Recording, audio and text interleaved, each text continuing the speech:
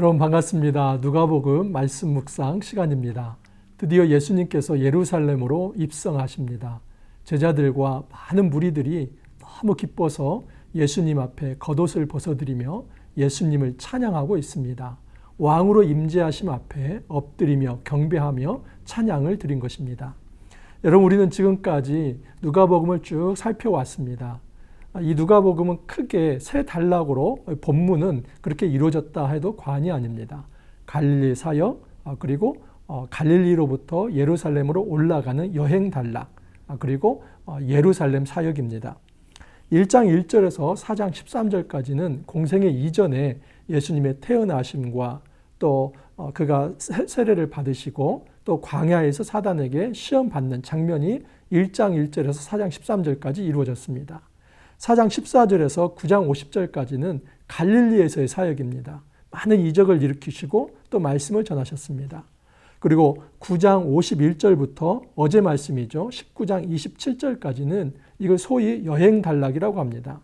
갈릴리에서 예루살렘으로 올라가는 그 여행 과정 속에서 특별히 제자도에 대해 예수님께서 많은 말씀을 하셨습니다. 그리고 본격적으로 오늘부터 19장 28절부터 누가복음 24장까지가 예루살렘의 사역입니다. 그 예루살렘에서 예수님께서 말씀을 전하시고 또 십자가를 지시고 부활하기까지 이 사역이 이제 예루살렘 사역입니다. 여러분, 누가복음은 바로 이 예루살렘에 초점이 맞춰져 있다는 것을 알 수 있습니다. 정점입니다. 그래서 예수님께서는 이 예루살렘을 향해서 뚜벅뚜벅 한 걸음 한 걸음 걸어가셨던 것입니다. 자, 오늘 말씀을 통해서 어떻게 예수님의 이 예루살렘 입성을 많은 사람들이 맞아들이는지, 그 예수님을 맞아들이는 그 양태에 따라서 신앙이 어떻게 결정되는지 깊게 한번 살펴보도록 하겠습니다. 28절 이하입니다. 예수께서 이 말씀을 하시고 예루살렘을 향하여 앞서서 가시더라. 감람원이라 불리는 산 쪽에 있는 벳바게와 베다니에 가까이 가셨을 때에 제자 중 둘을 보내시며 이르시되 너희는 맞은편 마을로 가라. 그리로 들어가면 아직 아무도 타보지 않은 나귀 새끼가 매여 있는 것을 보려니 풀어 끌고 오라. 만일 누가 너희에게 어찌하여 푸느냐 묻거든 말하기를 주가 쓰시겠다 하라 하시매 예수님께서 예루살렘을 향해 올라가십니다. 그래서 베다니 가까이에 이르렀는데 아직 예루살렘에 지금 들어가신 건 아닙니다. 근데 그곳에서 예수님께서 두 제자에게 아주 정말 생경한 한 말씀을 하십니다. 그건 뭐냐면 내가 지시한 그 마을로 가면 그곳에 아무도 타보지 않은 나귀 새끼가 있을 것이다. 그 나귀 새끼를 끌고 오너라. 만약에 그 주인이 어찌하여 끌고 가느냐 하면은 주가 쓰시겠다. 이렇게 이야기를 하라. 그렇게 당부를 하신 겁니다. 여러분, 여기에서 우리는 예수님의 신성을 좀 생각해 볼 수 있습니다. 예수님께서는 그 베다니에 이 나귀 새끼가 있는 그 집의 그 주인과 소통한 것이 아닙니다. 오늘날처럼 무슨 핸드폰이 있어서 내가 갈 테니까 제자들 보낼 테니까 가면 제자들에게 낙이 풀어줘. 그것을 미리 소통했던 게 아닙니다. 여러분, 그 낙이 주인과 예수님은 지금 일면식이 없는 상황입니다. 지금 예수님께서는 이 제자들과 함께 예루살렘을 향해 올라가시는데 본격적으로 예루살렘에 들어가시기 전에 지금 나귀 새끼를 풀어오라고 합니다. 그런데 그 나귀 새끼 주인과 예수님이 일면식도 없는데 그것을 가져오겠다고 예수님께서 말씀을 하신 겁니다. 여러분, 이거 잘못 생각하면 이거 탈취한다라고 생각할 수 있습니다. 예수님께서 그냥 마음만 먹으면 누구 거든지 그냥 갖다 쓴다라고 생각할 수 있습니다. 여러분, 이 말씀 잘못 오해해서 우리가 어떤 사회생활 하면서 남의 것을 갖다 쓰면서 주가 쓰시겠다 하라 이렇게 말씀하시면 안 됩니다.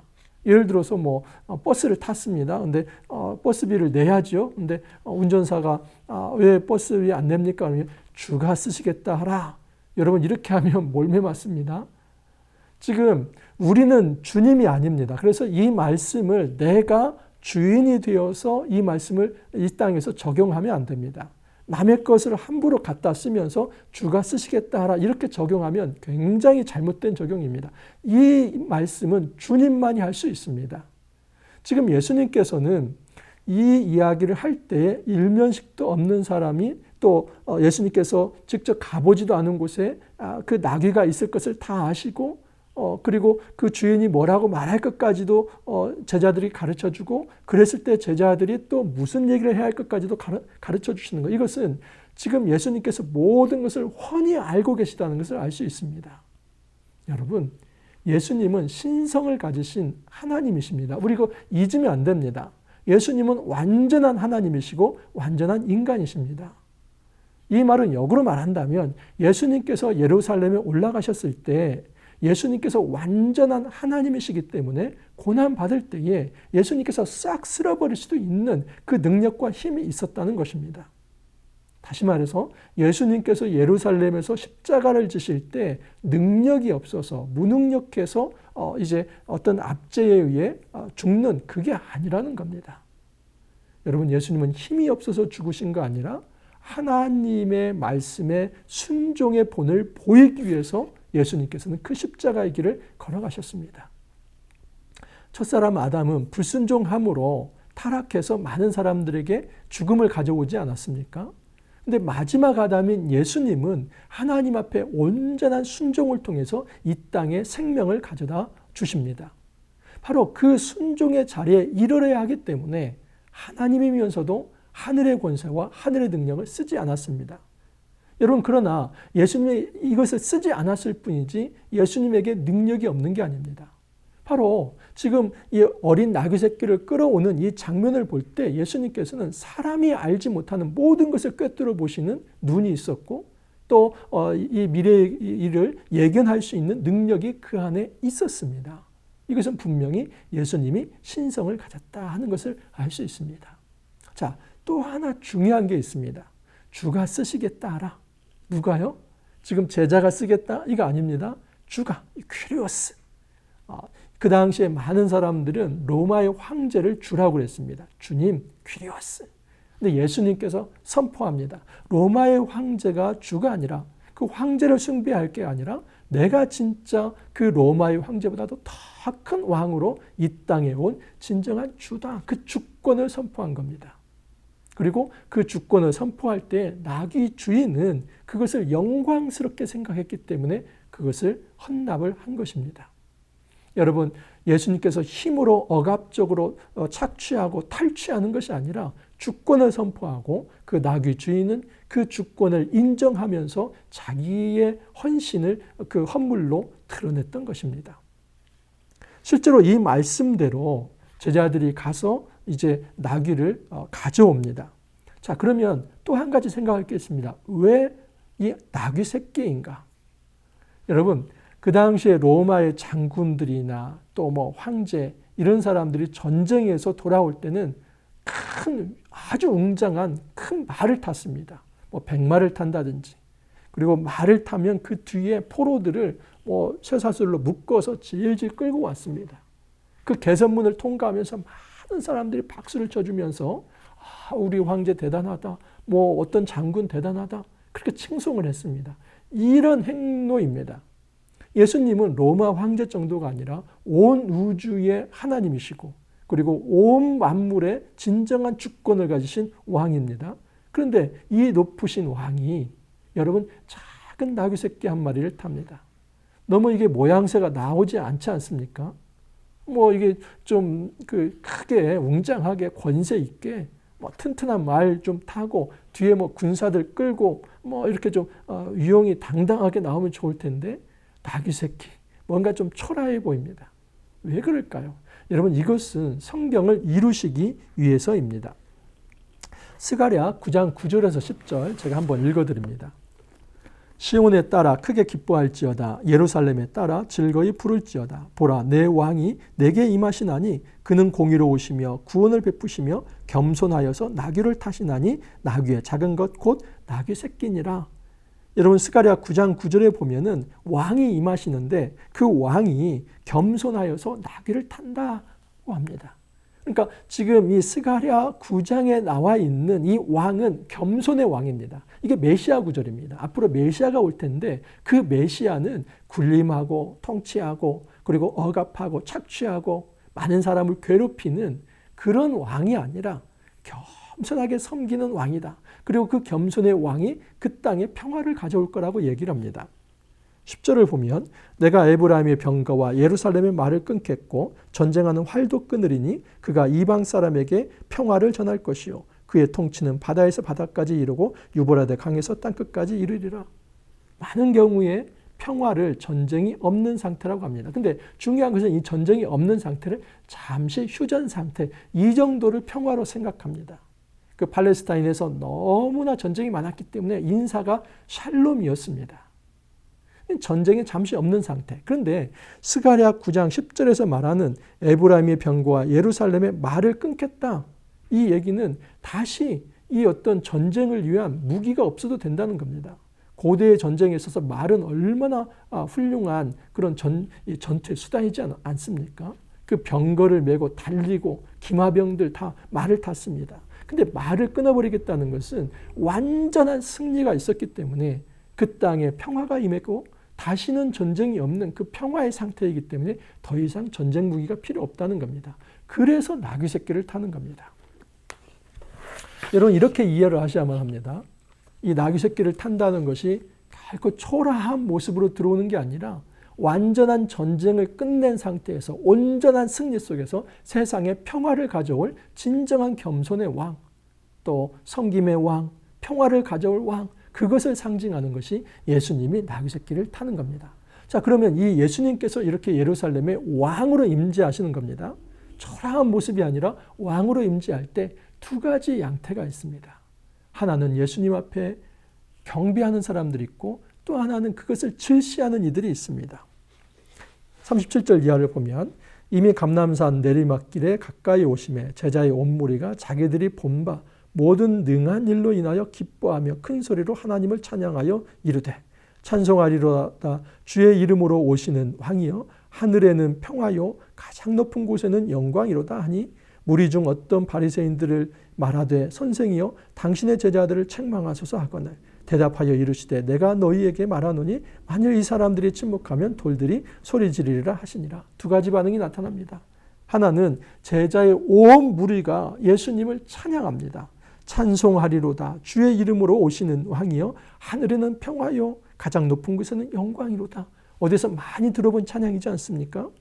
누가복음 22장 14절 보면은 천군 천사, 만군, 이 천군의 천사가 목자들에게 나타나서 수태고지할 때 그 하늘에서 울려 퍼진 찬양이었습니다. 예수님이 태어날 때 이 찬양입니다. 지극히 높은 곳에서는 하나님께 영광이요 땅에서는 하나님이 기뻐하신 사람들 중에 평화로다.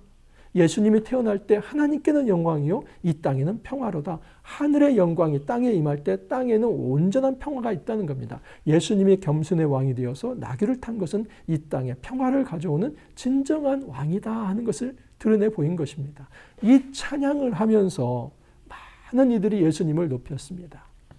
예수님을 메시아로 왕으로 맞아들인 것입니다. 근데 그것을 보면서 바리새인들은 예수님 저 사람들 지금 헛소리하고 있습니다. 어떻게 감히 메시아의 찬양을 당신한테 말을 하는 겁니까? 그 제자들 좀 똑바로 교육 좀 시키십시오. 저런 말 못하게 좀 해주십시오. 여러분 예수님께서 이것에 대해서 만약에 이들이 조용히 한다면 이 돌들이 일어나서 찬양할 것이다 라고 얘기를 합니다. 그것은 온 무리와 제자들의 찬양을 예수님이 받으신 겁니다. 그 무슨 얘기냐면 예수님이 왕 맞다는 겁니다. 내가 너희들이 기다려왔던 메시아 맞다는 겁니다. 비록 군사적 정치적 메시아가 되어서 당장 로마의 압제로부터 풀어주는 그런 물리적 군사를 일으키는 것은 아니지만 궁극적으로 이 땅에 사단으로부터 모든 사람들을 풀어줘서 자유와 해방을 줄 진정한 하늘의 영광을 이 땅에 평화로 심는 겸손의 왕, 섬김의 왕 맞다 하는 것을 예수님께서 선포하신 것입니다. 자, 그런데 예수님께서 이 예루살렘에 들어오실 때에 마음이 착잡했습니다. 왜냐하면 예수님이 예루살렘에 들어오셔서 이루시고자 하는 것은 평화인데 이 땅은 아직 예수님을 맞아들일 준비를 하지 못했기 때문입니다. 대표적인 것은 그 성전이 타락했습니다. 가까이 오사 성을 보시고 우시며 이르시되 너도 오늘 평화에 관한 일을 알았더라면 좋았을 뻔하였거니와 지금 내 눈에 숨겨졌도다. 날이 이를지라 내 원수들이 토둔을 쌓고 너를 둘러 사면으로 가두고 또 너와 및 그 가운데 있는 내 자식들을 땅에 메어치며 돌 하나도 돌 위에 남기지 아니하리니 이는 내가 보살핌 받는 날을 알지 못함을 이남이니라 하시니라. 여러분, 예수님께서 그 성에 오시면서 우십니다. 우시는 이유는 뭐냐면 오늘 평화에 관한 일을 내가 알았으면 좋았을 텐데 나에 이를지라 원수들이 토둔을 쌓고 너를 둘러 사면으로 가두고 내 자식들을 땅에 메어칠 것이다. 돌 하나도 돌 위에 남지 않을 것이다. 그 성전이 완전히 무너질 것, 예루살렘이 완전히 무너질 것을 예언하십니다. 이것은 AD 70년 티투스 장군에 의해서 실제로 예루살렘이 파괴가 됩니다. 그것을 예수님께서 예언을 미리 하신 것입니다. 예수님은 겸손의 왕이고 예수님께서는 평화의 왕이신데 이 땅에 예루살렘에 임했을 때 예수님을 맞아들일 준비가 아직 되지 않았습니다. 그 평화의 왕을 맞아들일 준비가 아직 되지 않았습니다. 왜 그럴까요? 그들은 성전 안에서 타락했기 때문입니다. 45절 이하를 보면 성전에 들어가사 장사하는 자들을 내쫓으시며 그들에게 이르시되 기록된 바 내 집은 기도하는 집이 되리라 하였거늘 너희는 강도의 소굴을 만들었도다. 이제 다른 본문에 의하면 이 부분이 굉장히 좀 자세히 기록되어 있습니다. 예수님이 노끈으로 채찍을 만들어서 휘두르고 돈 바꾸는 환전상과 또 이제 비둘기 파는 자들, 그 양 파는 자들 다 내쫓는 그런 모습이 보입니다. 근데 그거 생략하고 여기서 예수님께서 어찌하여 이 성전, 기도하는 집을 강도의 소굴로 만들었느냐 하면서 책망하십니다. 여러분, 예수님께서 예루살렘에 올라오신 아주 궁극적 목적을 지금 여기서 말씀을 하시는 겁니다. 우선은 지금 책망이 중요합니다. 이 성전은 기도하는 집인데 어찌하여 너희들이 강도의 소굴로 만들었느냐? 여러분, 이사야 5장 6절 7절 말씀을 보면 이런 말씀이 있습니다.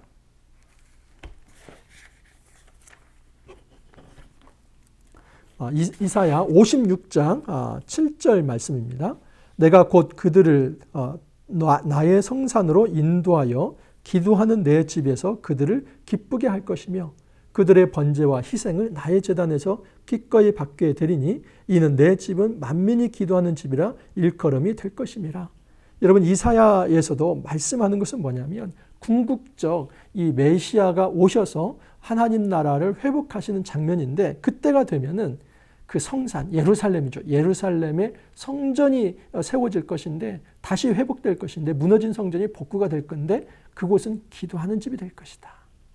이 기도하는 집에 대한 이상은 열왕기상에도 있습니다. 열왕기상 8장 42절, 43절 말씀입니다. 열왕기상 8장 42, 43절 그들이 주의 크신 이름과 주의 능한 손과 주의 펴신 팔의 소문을 듣고 와서 이 성전을 향하여 기도하거든 주는 계신 곳 하늘에서 들으시고 이방인이 주께 부르짖는 대로 이루사 땅의 만민이 주의 이름을 알고 주의 백성 이스라엘처럼 경외하게 하시오며 또 내가 건축한 이 성전에 주의 이름으로 일컫는 줄을 알게 하옵소서.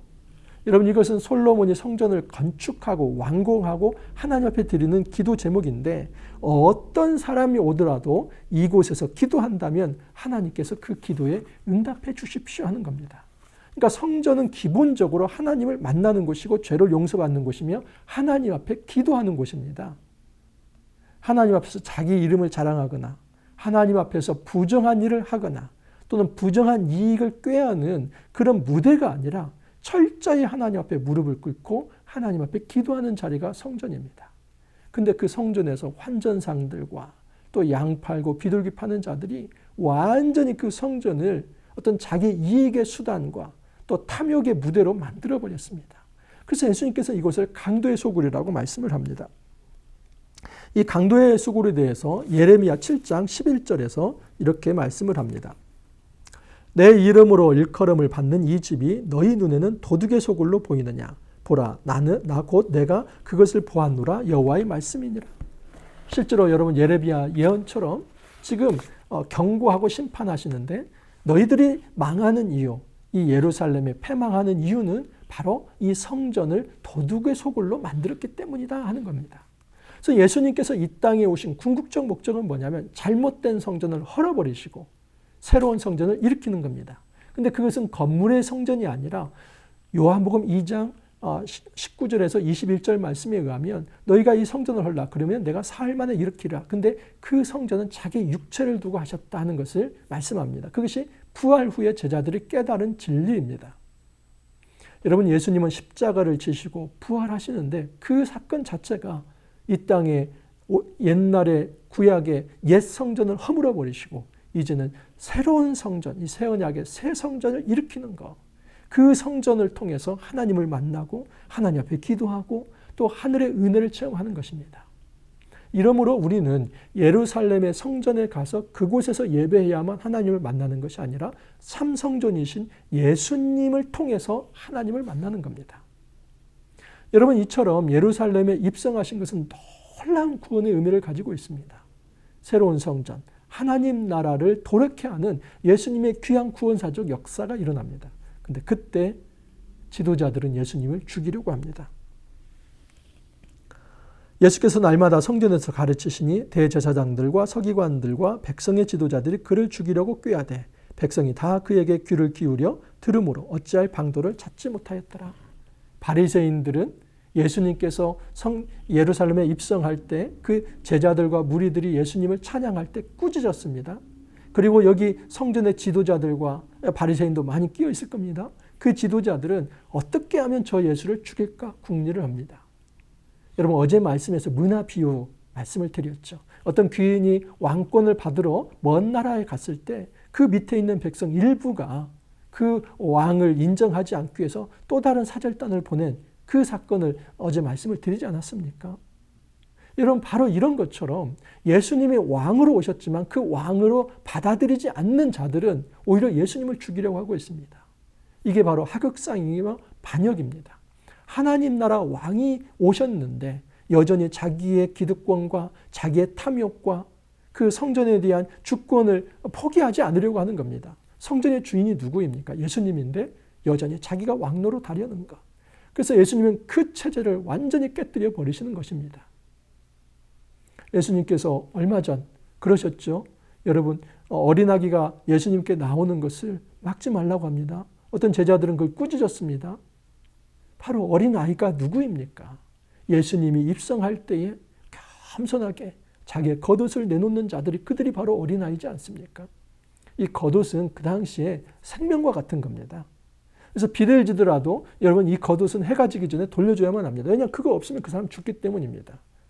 밤에는 잠자는 이불이 되고 또 낮에는 햇볕을 가릴 수도 있고 옷이 되기도 하고 이제 침낭이도 되기도 하는 이 재산 목록입니다. 근데 그 겉옷을 깔았다는 것은 온전히 자기를 드린 거나 마찬가지입니다.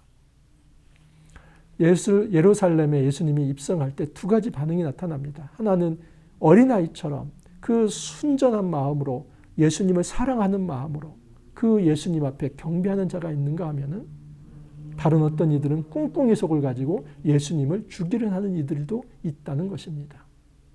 영광의 주가 이 땅에 평화를 심으러 임하셨습니다.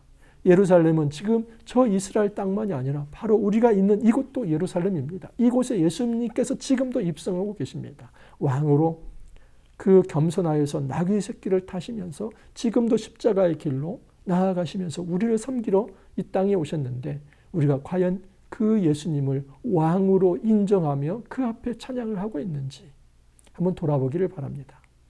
여러분, 바라기는 우리가 찬양과 경배자가 되기를 바랍니다. 반역의 일꾼이 되지 않기를 바랍니다.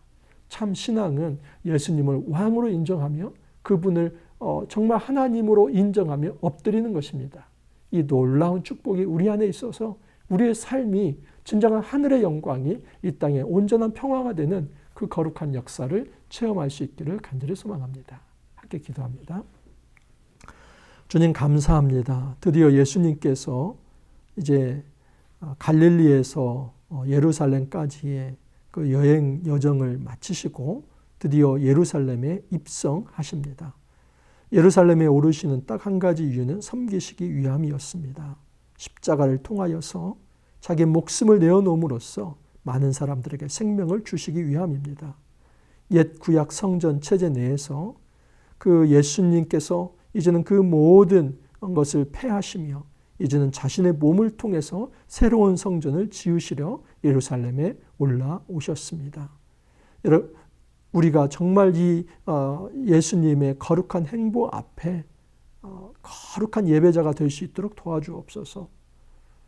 우리가 가지고 있는 조그만 기득권과 욕심을 가지고 오히려 예수님의 임재를 가로막는 그런 우를 범하지 않도록 주님, 저희들의 삶을 인도하여 주옵소서. 오늘 하루도 겸손하게 주님 앞에 경배하며 찬양하는 복된 한 날 될 수 있도록 주님 축복하여 주옵소서. 감사하고 예수님 이름으로 기도하옵나이다. 아멘. 여러분 감사합니다.